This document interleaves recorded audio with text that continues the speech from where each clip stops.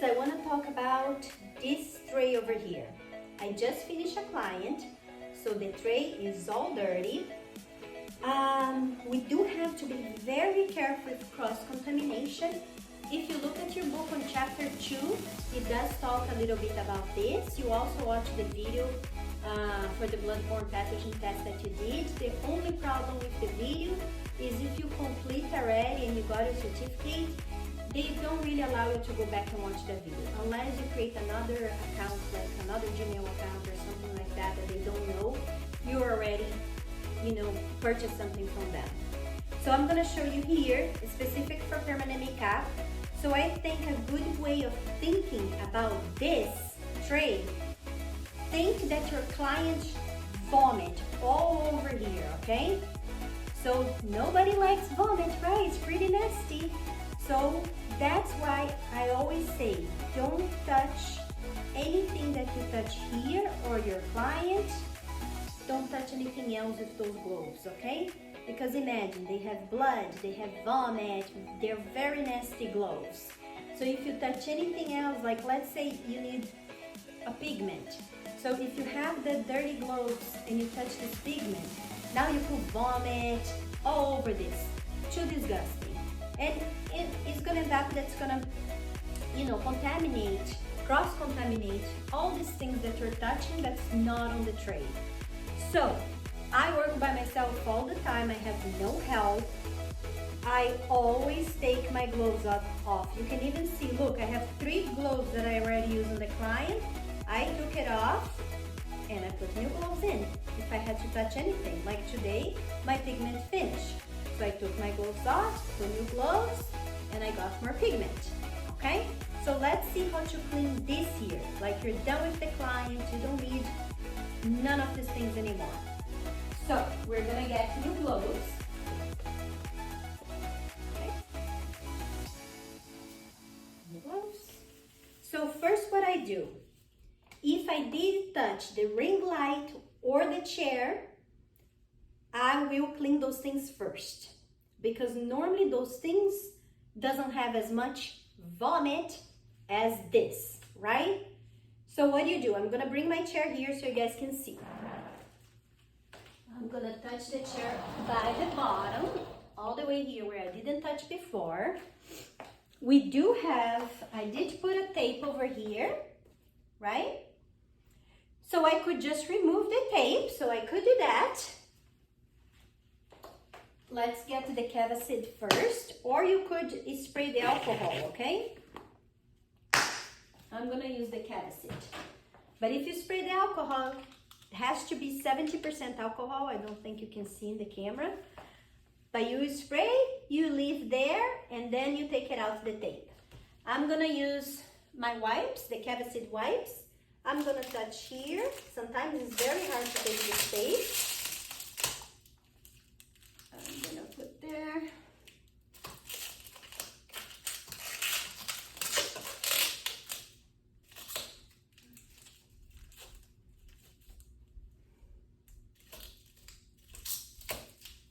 Okay. I'm gonna use the Cavacid now to clean this part. And I know I didn't touch the chair, but why not to clean, right? Let me put this here.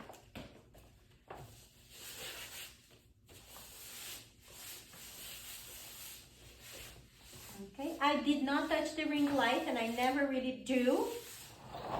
But I did the same thing. I put the tape around the ring light and on the, how I call, on the legs of the ring light. So I could touch, right, and move the ring light. But normally I never use the ring light. My eyes are still good. I don't know how long it's gonna be like that, but for now I really don't need light. Okay, now next step, what we're gonna do. We really don't have anything here that we need to clean but the machine. So I like to touch the machine with the Cavacid wipes, take this thing out, take my needles out, and now I'm gonna pull this part of the plastic and I'm gonna lay my machine in some place. Could be on the chair that I just cleaned, Or could be, I don't know if you can see, but I have a paper over here. I can show you guys now, but I will show after because my hands are dirty, right? So I can't touch anything. But I will show you later. I always like to have a paper here because if I need any extra material, like let's say gauze, I can lay on top of that paper and just pull with my hands, even though I have the dirty gloves, is on top of that paper. So I will not be touching really my tray or anything like that, right? Okay, but let's go back to this. I'm gonna move this thing here again. I'm gonna put the chair here so you guys can see. I'm gonna hold here and I'm gonna let it go. You can just pull a little bit. Look. And that's it. So that machine was clean the whole time. We never touched the machine. Now the needle have to go on the sharp container. Now what I'm gonna do, I'm done. I'm gonna take my gloves off. And now I'm gonna take this garbage. Let me turn again here.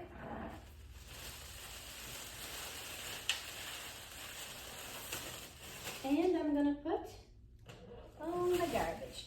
Now this machine, even though it's clean, I like to clean even more. So I will spray the alcohol.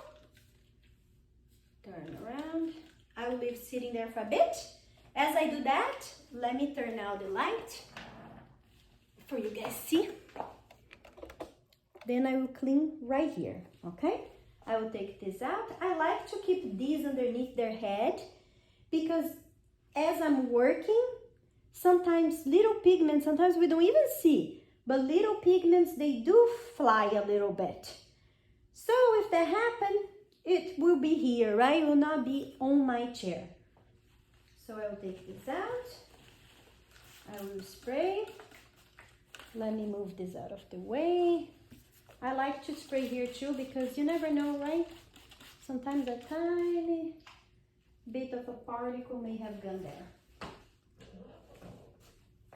And then I'm gonna get a paper because I didn't get that before. This is what I want to show you guys. As the table stay with the alcohol for a little bit, I want to show you guys this other table here. Let me just fix this camera so it doesn't fall. Okay, so I like to have everything on my tray already. I already know that normally I use 2 wet wipes and 1 dry gauze. I like the dry gauze because sometimes you clean with the wet wipes and it's just too wet. Then I need to dry with the dry gauze so I can really start my work again. Because what can happen if it's too wet, for more that is clean and you can see, may be so wet that when you go work, pigment just goes everywhere because mixed with those the wet brow, okay? So I clean with the wipes that are wet, dry with the dry gauze. So normally I have 2 wet and 1 dry gauze. But let's say, you know, I'm not sure if I'm gonna need more. That's your case because now you're going to start learning how much you need for your procedures. So what you can do, you can have this paper set up here near you and you can put let's pretend this is a gauze, right? You can put the gauze right here, extra, right? You put right here on top. I like to leave the paper even a little further from the table, okay? So let's say I'm working with the client and now I really need another gauze. I can come with my dirty gloves and just take this gauze here. Because look, I touch just this paper. This paper I can put in the garbage at any time, okay? So that's it. Let's go back to here so I can clean this table and my machine, right? So actually I'm gonna clean the machine first. I can just get with the dry paper towel. This machine I will not recommend to get this part wet, okay? Some machines is totally fine. Some machines you can even take this part here. I mean, this you cannot. But some machine you can take this whole part and if you do have like those things that you can sterilize your objects, not objects, right? I mean like the tweezer, scissors, you can put the whole part there. I'm gonna show you Okay, so I'm talking about this machine here. This machine, I can take all this, see this part? And I can put in those sterilizing machines. And I can spray with alcohol, I can do whatever I want with this part here. But the machine that we normally use, that you cannot. Okay, so most machines you cannot. So you're not gonna take this piece and get all wet there, okay? Because check your machine at home. If you look, you have the part of the battery, the power here that really makes the machine work, and you cannot get that part wet. Okay, that's why it's so important to just buy needles that have a membrane. What is a membrane? Membrane is a little plastic that's inside the needle. Let me see if I have a needle here for you guys to see too.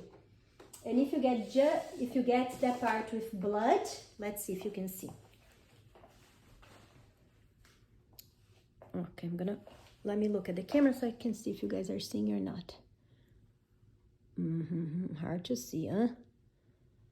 But check your needle. Has a little plastic right here. Ah, you can see now.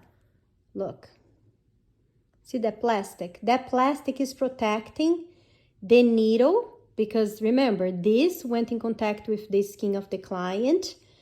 That even if it didn't have blood when you were working, it did touch some depth of her skin that it can cause cross-contamination. So that's why they put this membrane here to protect whatever blood that, came in contact with your client to come inside your machine. Because imagine, if it doesn't have this, blood can backflow over here, go inside your machine, and now you're gonna put a new needle to work in another client, but inside your machine is already all contaminated. So if the client had HIV, or had hepatitis B or C or whatever, now this blood is gonna come through the needle and is gonna touch your client, and your client can have some of those things too. So that's why I always talk to you guys, be careful. Make sure you put on your head, that your whole gloves, I think when you think about throw up, vomit, all those nasty things, it's easier to understand that you should not touch anything with those dirty gloves, okay? And then you just clean over here. So the alcohol 70 you can use to clean anything. It's just that they do recommend that you spray, and could be even the Cavacid. I have the Cavacid wipe, but they do have one that's liquid that you can spray. But that you have to spray and leave for about 30 seconds, okay? And that's it, guys. I hope you guys, really keep on your mind to really don't touch anything with dirty gloves. It's not good, okay? We want to make sure we're offering a safe space for our clients and for ourselves too. And that's it.